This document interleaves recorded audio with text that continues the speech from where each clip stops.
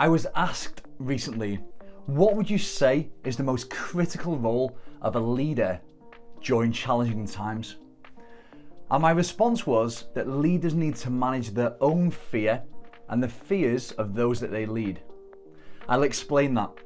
Jack Canfield, in my mind, one of the personal development greats, said, everything you want is on the other side of fear.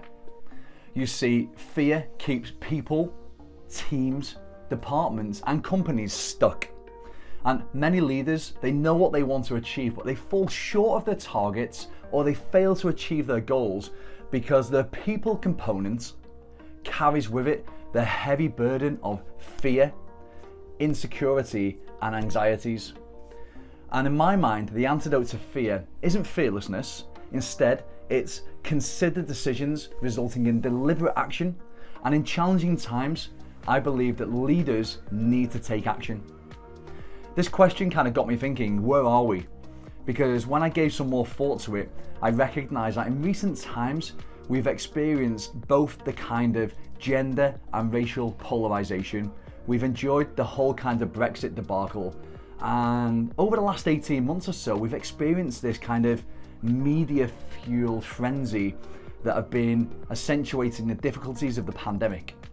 And I don't think there's ever been a more difficult or complex time to be a leader. So here, based on my own experience of both success and failure, whether that's in war zones, sporting arenas, in business or in my life, are, in my mind, the 5 most important things that leaders should do in uncertain and turbulent times. And the first thing is to create stability. Your team and your company need a firm foundation for their efforts to be built upon. You need to step back, take a pause and steady the ship and create some time for strategic thinking for yourself. The second point is to be visible.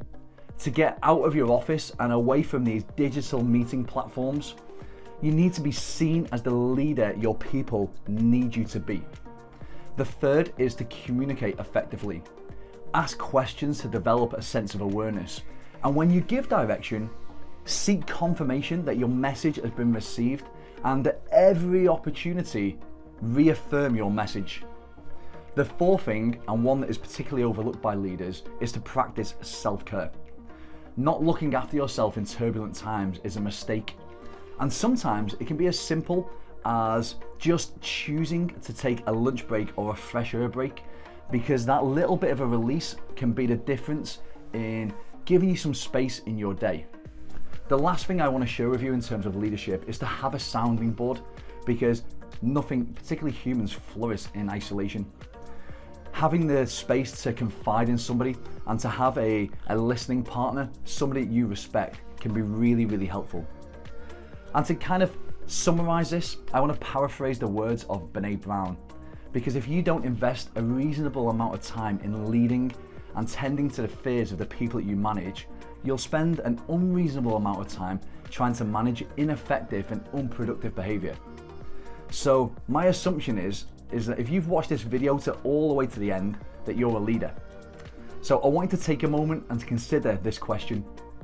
Would you want to be led by you? Would you want to be led by you?